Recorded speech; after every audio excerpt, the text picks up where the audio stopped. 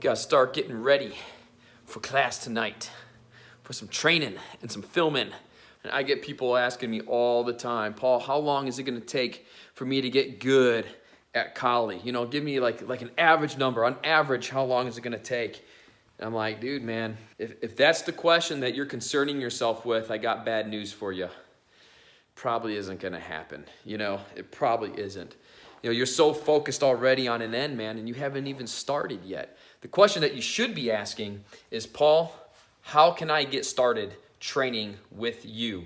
How do I get into the room training with you and Tom and Ali and Kevin and Rafal? How do I get to the ITC in 2019? Those are the questions that you should be asking. Not asking a question about an end that you haven't even started yet. All right? Because the truth is, it all depends. Are you asking about how long is it going to be for you to get good? Good being your standard or my standard?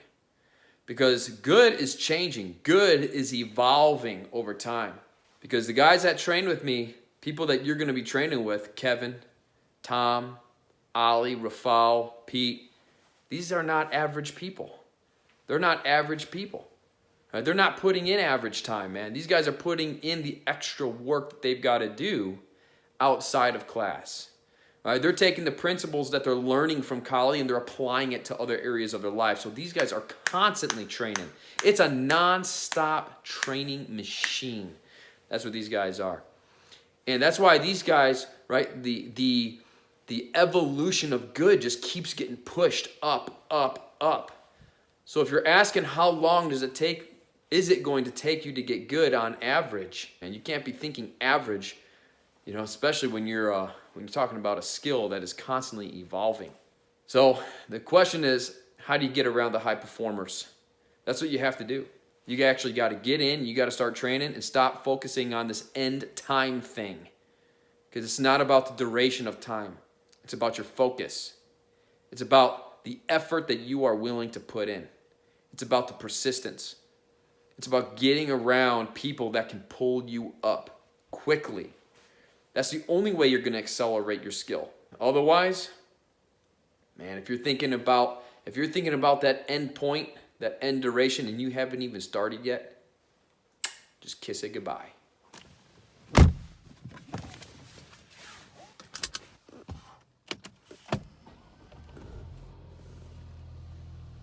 Dude, man, you gotta open up that door, man. Gotta open that door. Open the door. Open the door. Open the door. Get in there. Man, what is going on in here? Oh, not much.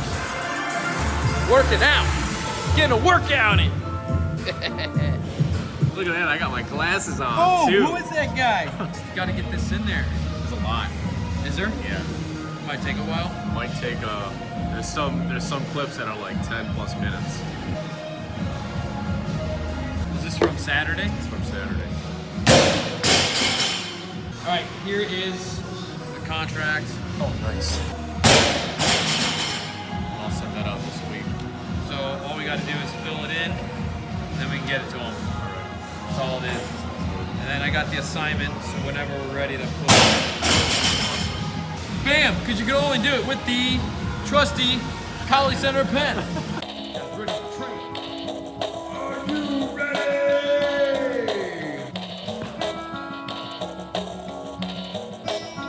That's all the over. Open it up.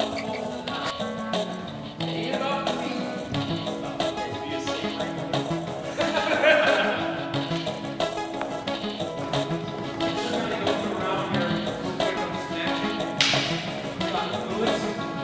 Right, if I change it,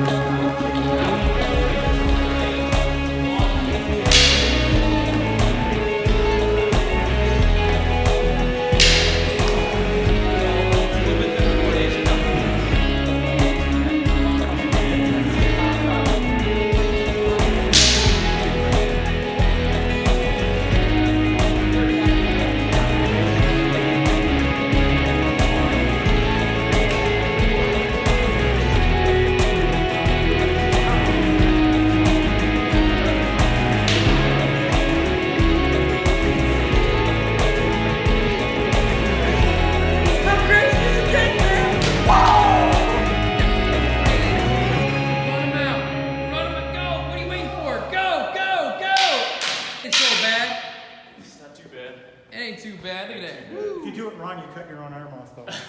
Don't do it wrong. Nope. When you're going a forward triangle on your 1, and I'm on my 2, that's pretty frightening because that 1 is so powerful. Yeah. So is your 1 gonna win because the 1's just that much more powerful than the 2? Depends. You better have a damn good 4 wall. Yeah. That's why when we're in the beginning, when we're doing the first drill on the 4, I'm like, make sure that when he's bridging you, go ahead and bridge, boom, that you are in there working and exercising your 4 walls. When you're on the single stick, you're getting bridged or whatever, you want to make sure that you are in there and you are actually working your 4 walls. Okay. Don't just like always train where you're like trying to get way out and run away all the time. That's why when you're flowing, you want to get good at having a really strong 4 wall. Then at some point, if for some reason I'm in my left hand and that 1 comes out, right, then I can start working it. And now you got to understand the geometry side. If I go single weave against that, so if I go single weave, 1, 2, see now I'm on my 2 against his 1. Oh yeah, see that. This is a bad spot for me. That's a scary spot. So you got to make sure you're actually coming off of the line. That's where we were just discussing. Yeah. Boom, boom, boom. I need to come way off to the outside of that 1. You're just following the principle of 1 to 1.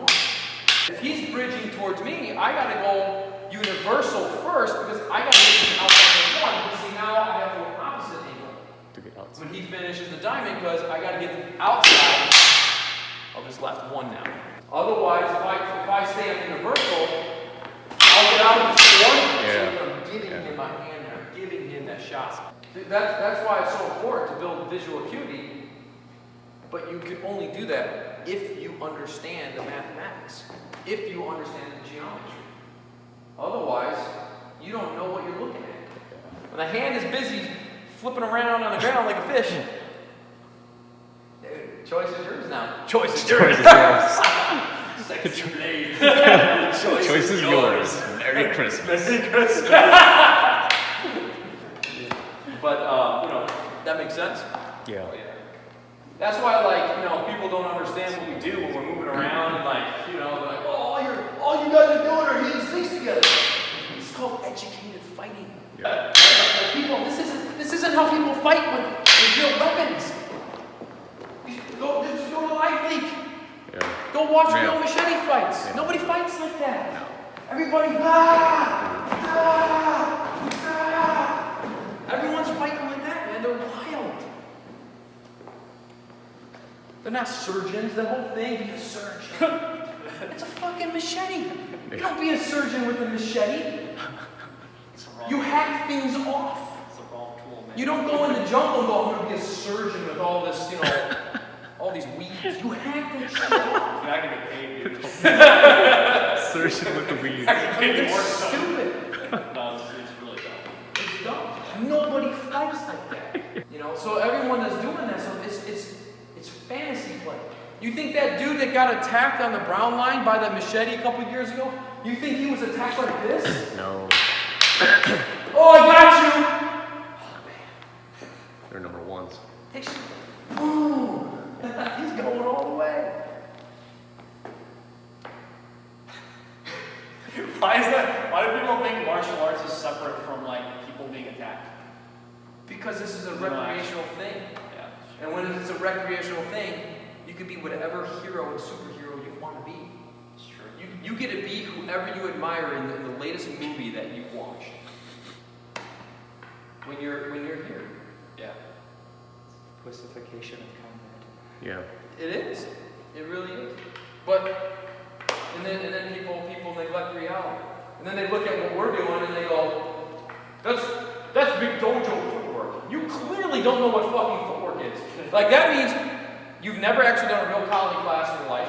You've never played a real basketball game in your life. Right. You've never played a football game in your life. You've never played soccer. You've never played tennis. You haven't done shit.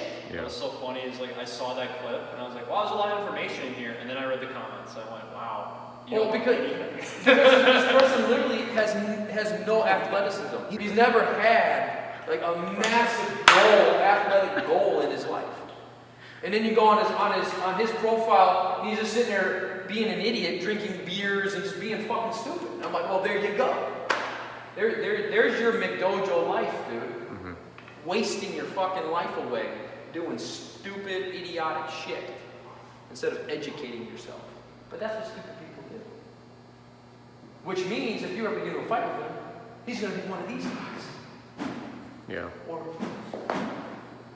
not even that. He'll be that.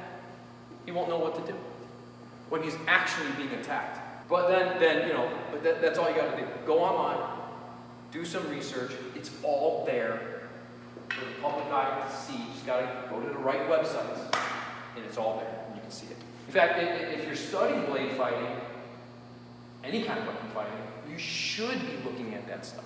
And you got to be able to put yourself in both perspectives. Watch that video in the perspective of the victim. Damn, I'm dead. That sucks. My hand's on the ground. And then you got to watch it again with you being the one that actually overcomes. Regardless of whatever the story is, the story doesn't matter anymore. Once it's on, the reason why we're fighting doesn't matter anymore. That went out the window.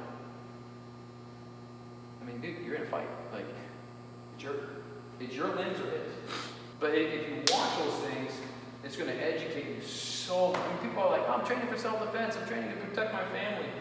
You don't have a clue what you're going to be protecting against. You have no idea what you're going to be fighting. Because you've been in class doing this. And get your hard sticks out, guys. Get your hard sticks out to respect the weapon. This isn't a weapon. This is a stick. I mean, shit. This is a real weapon. Yeah. This is what we consider a hard stick. That's what you're getting attacked with. That's what you're fighting with. Not this. This is a toy. This is what the Filipino kids get for recess. What do we get? Fucking wood chips. Yeah. Yeah, we get wood chips. So, like, I mean, look at that. Yeah. And the vast majority of people that train with these have never even swung one of these before. Yeah. And when they do swing them, they're like, yeah. Yeah, it's scary. Super far away from your body. It's No like, intention. swing that thing. Swing that thing. Yeah. Take some heads off with that thing. But they don't. They don't want the education. Because they're never attacking. They're feeding or they're pretending. You know, that's why the dog brothers are real. Mm-hmm. They actually attack each other. They actually hit each other. That's why I like boxing. I don't care what anybody says. Boxing is hands down the best empty hand martial art on the planet today. Mm-hmm. As far as if you want to like fight empty hands. Yeah. Empty hands. The best. Thai boxing probably too. They're pretty brutal. And a lot of people are training. But boxing, hands down, the best hand strikers in the world. Why? Because they attack and they fucking hit people. Yeah, all the time. All the time. That's what they're doing. Right? That's Our empty hands is not there for me to be a professional empty hands fighter. No. It's just there to buy me time so I can get out of there and or get to a weapon and get to my strength. A jiu-jitsu guy doesn't want to play a striking game. He wants to take you down to the ground. You cannot play a striking game. You cannot outbox my boxing coach. It isn't going to happen. I don't care if you're training boxing for the last 2 years. This has been his life. Like this is his mastery zone. He ain't gonna do it. Don't matter. It doesn't. He'll be 80 years old. He will still beat you. I'm losing that whole beat to play because I can't play my 4 to his 2 off of my 1 because that's just going to be neutral at best. That's why it's important that we have the ability to transition back to what we're doing. Okay. If he goes broken or circular on his 2, right? Boom, it's right there. Wow. If you go back to the first common attack, first visceral attack, which is what? A 1. Broken one. 1-to-1, right? 1-to-1. So look, if we go back into, if you go 1-to-1, your chicken trotters. If I don't move as much. Then don't, then don't. It don't matter. It's easier for you. Because this is the real, right? This is the real strategy of Doughboy. He's got one, so I want two. We train Doughboy to Enhance the skill. enhance the skill. Visual acuity and sense of range. But if he goes broken 1 to 3, right? Here, boom, now I have to come in. I might end up going left 45 on it, right? Boom, that's fine. Okay, but now, you know, that's where you might see that. Because you're not going to go from outside and in reality transfer it back to the inside of someone. That's stupid. A lot of people ask about collie trapping. They're thinking if we have something. No, put the knife in. They're thinking like if we have something like Wing Chun. That's not trapping in collie. We tap, boom, and then we trap. This is the trap. This is the trapping of collie. We actually trap this. So whatever's there, we just smash through it. You know, if I get this position here up on top, right, I can do this or boom, I attack and smash through it. That whole thing is taught where? Right here, what we're doing. 1, 2, 1. Oh. That's what we've been working right here on the double today. Right? 1, 2, 1. It's not going to be within your plane of vision that you're used to. Yeah. I mean, that. Because this guy understands how to attack, I guarantee you he's going to have a better sense of control range. Oh, yeah. Because he understands how to swing his weapon, and you don't. You've never swung your weapon, you always Just patted it. tapped it, Right. thinking that that's going to do something to somebody with a stick. Yeah, it's like the one where the guy falls over and he comes up forward triangle. This goes. Actually, I'm sorry. The Philippine one, when he took the guy's hand off, the right hand versus left Falls hand. and he goes like this. Yeah. The guy I've seen falls that. and just goes like this. Boom! Handball gone. Wow. Gone. Boom! One shot. Like this. And then you literally, you just watch the hand come right off. And there was more of the flurries. Yep. 1, 2, oh shit, and the guy just went. Yep. No shit. Clean Wow. line, dude. Clean line. That's why I was in the Philippines. That's Sometimes I've used that. I've never seen that. I gotta see Like that. that works. Oh, time to chill. Got my grapefruit. It's a little after midnight. And watching some interior design.